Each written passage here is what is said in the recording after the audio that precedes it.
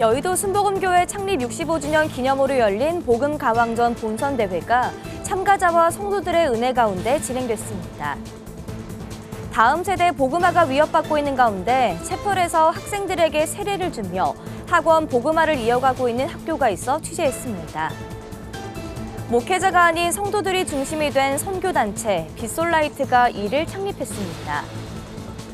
하나님과의 관계를 비롯해 현대사회에서 신앙의 길잡이를 제시하고 천국에 대한 신학자들의 다양한 의견을 제시하는 신간들이 나왔습니다. 한국교회 총연합 이영훈 대표회장을 비롯한 회장단이 고 자승스님 분향소를 찾아 애도를 전했습니다.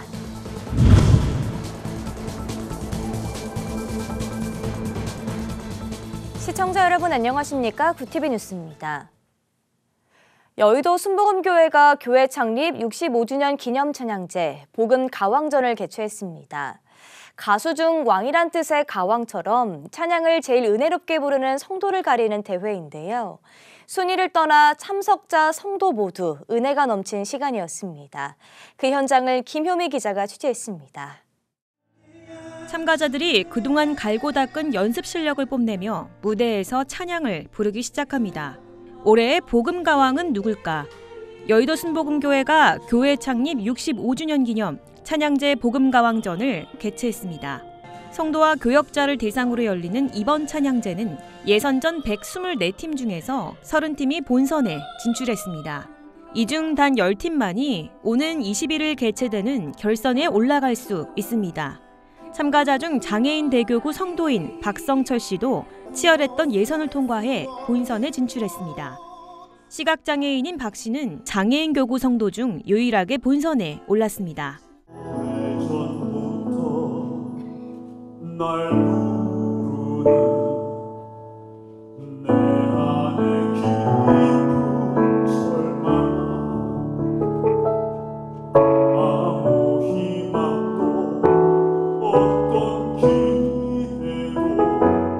심사위원들의 심사가 끝나고 결선에 올라갈 10팀이 호명됩니다.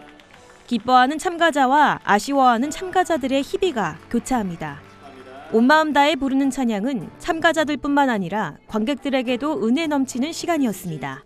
오늘 찬양을 들으면서 각 사람에게 임한 하나님의 임재를 느낄 수 있어서 너무 은혜롭고 좋았습니다. 저도 기회가 주어진다면 참가자로 꼭 한번 나가도록 하겠습니다. 오늘 하는 동안 너무 재밌었지만 결선에 못 올라가서 아쉬웠어요. 다음에도 하나님께 찬양하는 노래로 한 번 더 출전하고 싶습니다. 구티비 호원으로 함께한 복음가왕전은 오는 21일 교회 내 바울성전에서 최종 결선이 열립니다. 우승자에게는 1,000만 원 상금이 지급되며 2등과 3등은 각각 500만 원과 100만 원이 수여됩니다. 교무 담당 윤광현 목사는 승패를 떠나 찬양 올려드리는 모습을 하나님께서 기쁘게 받으시리라 믿는다며 올해를 시작으로 매해 가왕제가 열릴 수 있도록 많은 관심 부탁드린다고 전했습니다. 구티비 뉴스 김효미였습니다. 씻을 새, 예식예, 씻는 예식이라는 뜻의 세례식.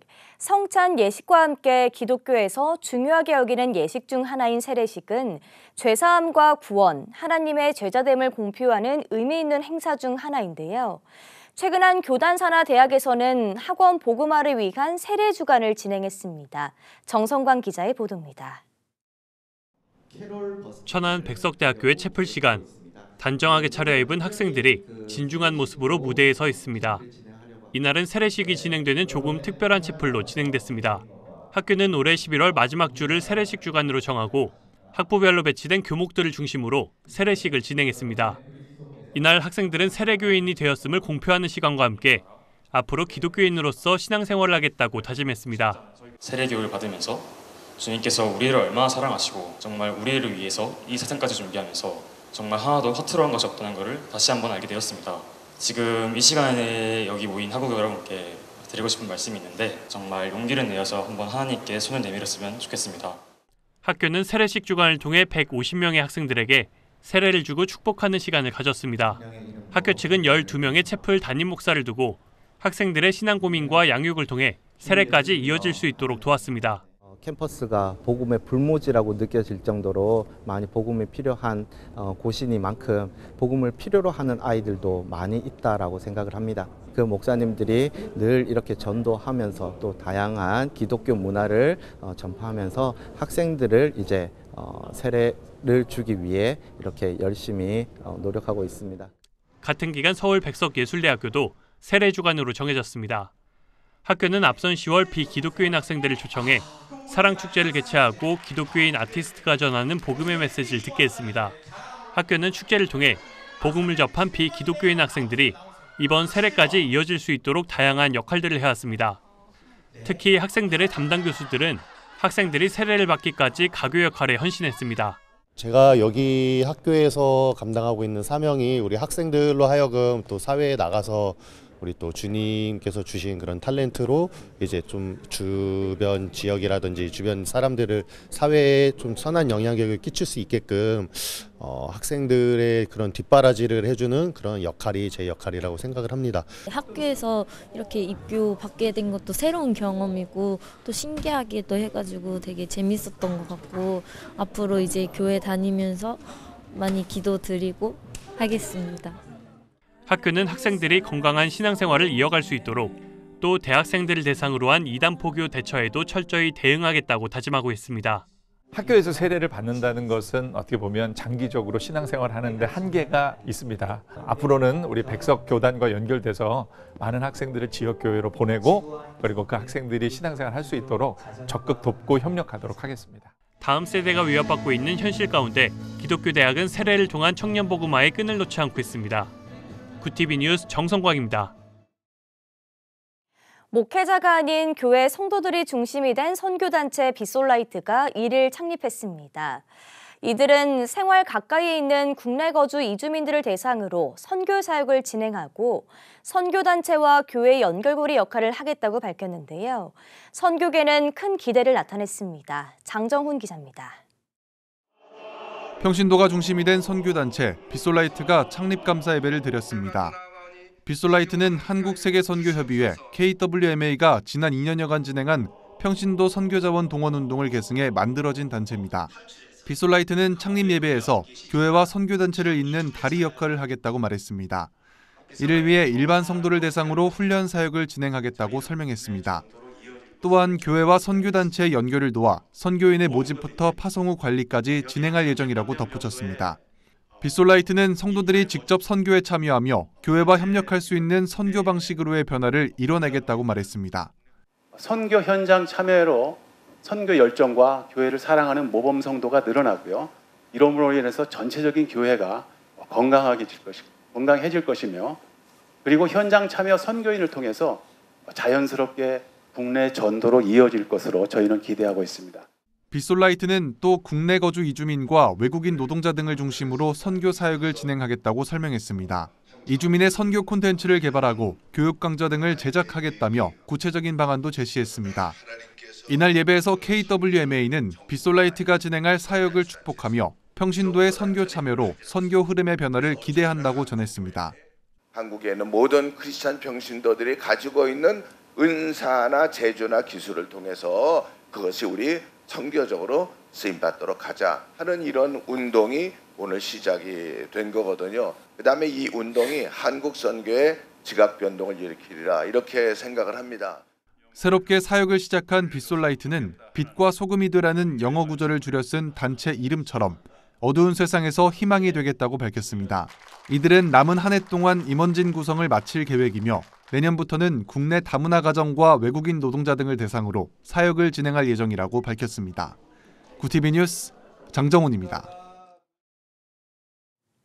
여러분은 천국에 대해 어떻게 생각하고 계십니까?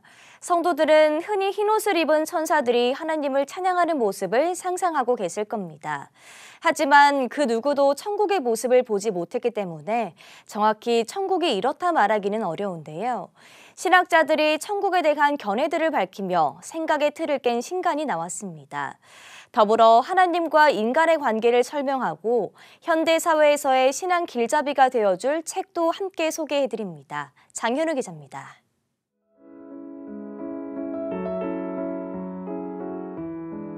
시편 23편을 인용해 하나님과 인간의 관계를 목자와 양의 관계에 비유해 설명하는 책 양의 고백이 출간됐습니다.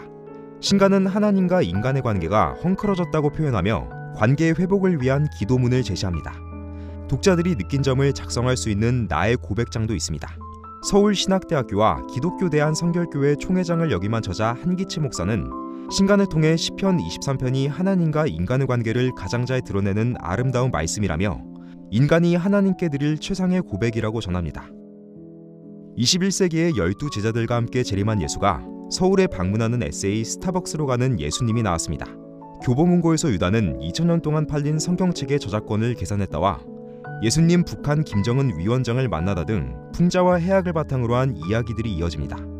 현대 사회의 다양한 상황에서 예수님과 12제자는 어떻게 행동했을까에 대한 질문에 상상력을 바탕으로 답변한 내용입니다. 극작가인 저자 김진국 씨는 2000년 전에 성경에 나온 교훈들을 현대인들에게 쉽게 이해시키기 위해 상상력을 바탕으로 책을 펴냈다고 밝혔습니다. 책 천국에 대한 4가지 견해는 천국에 관한 신학자들의 다양한 의견을 크게 4가지로 정리해 제시합니다. 전통 복음주의 개신교 관점과 새 땅의 관점, 지상의 천국 관점에 이어 가톨릭의 관점도 담았습니다. 코너스톤 신학교의 역사신학 교수인 저자 마이클 위트먼은 천국에 이를 때까지 답변할 수 없는 사항들이 많다고 일축합니다. 또 천국에 대한 10가지 질문을 통해 성도들이 평소에 상상만 했던 천국을 어떻게 바라보고 이해해야 하는지 길잡이가 되어줍니다. 이로써 우리는 끊임없이 천국을 소망하고 올바르게 이해하려고 노력해야 함을 깨닫게 해줍니다. 구TV 뉴스 장현우입니다. 한국교회 총연합 이영훈 대표회장과 한교총 회장단이 1일 서울 종로구 조계사에 마련된 고 자승스님 분향소를 찾아 조문하고 애도를 전했습니다. 지난달 29일 입적한 자승스님 장례는 대한불교조계종 종단장으로 치러지고 있습니다. 2009년부터 8년간 조계종 총무원장을 역임한 자승스님의 그동안의 업적을 기리며 종교계, 정치권, 행정부 등 각계에서 조문을 이어가고 있습니다. 군산시 기독교연합회가 다음 세대 회복과 부흥을 위한 청소년 찬양축제를 개최했습니다. 군산 드림교회 비전센터에서 열린 이번 행사엔 지역 청소년과 성도 300여 명이 참석해 찬양의 열기에 동참했습니다. 연합 집회, 찬양 집회가 우리 많은 이들에게 힐링이 되고 또 신앙의 더 용기와 회복이 되어지는 기회가 되었으면 좋겠고. 임만호 회장은 또 신앙의 복음 제시와 함께 문화적으로도 지역 주민들을 대상으로 한 다양한 행사를 진행하고 있다며 우리의 삶에서 항상 하나님을 전하는 선교의 본을 보이겠다고 전했습니다. 한편 이번 행사는 세계적인 연주가인 드러머 리노를 초청해 드럼 연주와 간증을 선보이며 참여한 청소년들에게 은혜와 감동을 선사했습니다.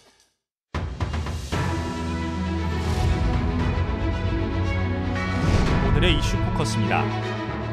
정부가 1일 임시국무회의를 열어 이른바 노란봉투법과 방송 3법에 대한 제2요구안, 즉 대통령 거부권을 의결했습니다.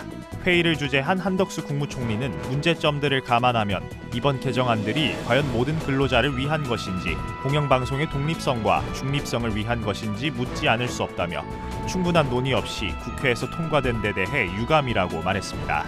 앞서 야당 주도로 국회를 통과한 노란봉투법은 노동조합 및 노동관계조정법 개정안을 뜻하며 방송 3법이란 방송법과 방송문화진흥회법, 또 한국교육방송공사법의 개정안을 각각 의미합니다. 스웨덴이 한국 아동의 입양을 잠정 중단하기로 했습니다. 현지 시간 30일 AP통신에 따르면 스웨덴 유일의 한국인 아동 입양기관인 입양센터는 한국의 국제입양법 제정에 따라 한국 아동 입양을 중단하기로 했다고 밝혔습니다. 지난 6월 우리 국회 본회의를 통과한 국제입양법은 한국 아동의 해외 입양 시 아동을 입양 보내는 국가와 입양받는 국가가 양 부모의 적격성을 각각 심사해 보증하도록 규정한 법안입니다. 스웨덴 입양센터는 이에 따라 민간기관이 아닌 한국 정부가 해외 입양 절차를 책임지게 된다면서 이는 사실상 한국으로부터의 국제입양 중단을 의미한다고 설명했습니다. 한편 AP통신은 한국의 국제입양법 시행에 대해 회의적인 시각이 존재한다고 평가했습니다. 럼피스킨 확산을 막기 위해 문을 닫았던 가축시장이 운영을 재개하기로 했습니다. 럼피스킨 중앙사고수습본부는 1일부터 가축시장 운영을 단계적으로 허용한다고 밝혔습니다. 오는 7일까지는 같은 도내에서만 소의 반입과 출입이 허용되며 8일부터는 전국적인 거래가 가능해집니다. 다만 방역대 소재 가축 시장의 영업은 제한된다고 중수본은 설명했습니다. 한편 축산 종사자 모임도 단계적으로 허용되며 7일까지는 도내 종사자, 8일부턴 전국 단위의 모임이 가능해집니다.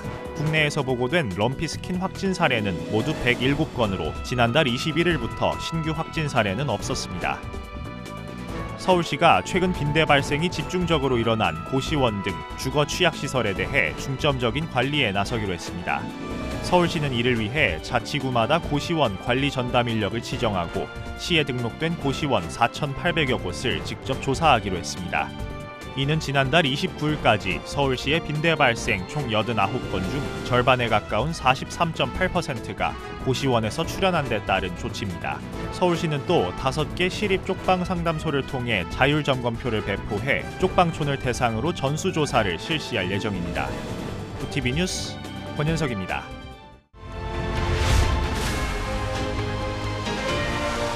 구티비 월드와이드입니다. 미국 정부가 북한의 군사정찰위성 발사에 대응해 북한의 해킹 조진 김숙희와 북한 국적자 8명을 추가 제재했습니다.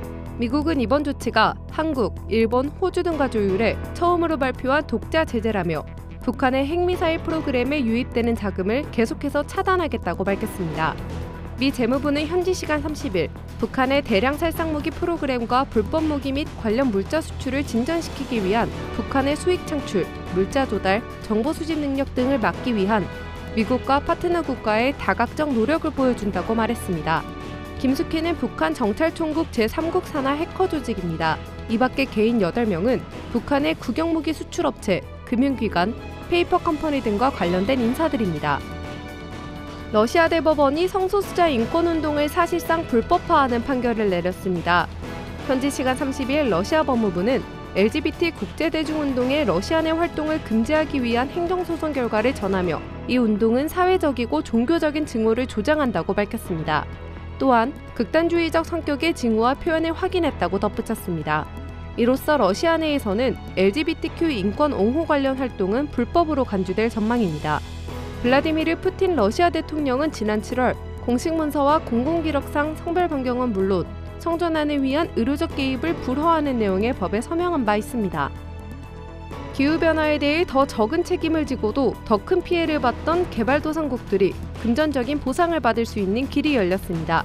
현지 시간 30일 아랍에미리트 두바이에서 개막한 제28차 유엔기후변화 협약 당사국 총회에서 기후손실과 피해기금이 공식 출범했습니다. 기후손실과 피해기금은 개발도상국이 겪는 기후 재앙에 대한 선진국의 책임과 보상 필요성을 인정하고 기금을 마련해 지원하겠다는 게 골자입니다. COP28 의장국인 UAE, 독일, 영국, 미국, 일본 등이 각각 1억 달러 넘는 기부를 약속했습니다. 외신은 기후손실과 피해기금이 4억 2천만 달러 이상을 확보하면서 조기에 성공을 거뒀다고 평가했습니다. 차이 잉원 대만 총통이 지난 29일 미국 뉴욕에서 개최된 2023 딜북 서밋 영상 메시지를 통해 현재 중국 지도부가 내부 도전에 압도된 상태라며 중국이 대만 총통 선거 개입 시도를 지속할 것이라고 주장했습니다. 이 발언은 조 바이든 미국 대통령과 시진핑 중국 국가주석의 지난 15일 정상회담 이후 나온 것으로 미중 대리전 양상에 내년 1월 13일 대만 총통 선거를 40여일 남기고 나왔다는 점에서 주목됩니다. 중국은 다음 날 대만 총통의 말을 일축하며 대만은 중국 영토에 분할 불가능한 일부로 대만 총통 같은 것은 없으며 외교 문제도 아니다라는 입장을 밝혔습니다. 구티비 뉴스 김혜인입니다.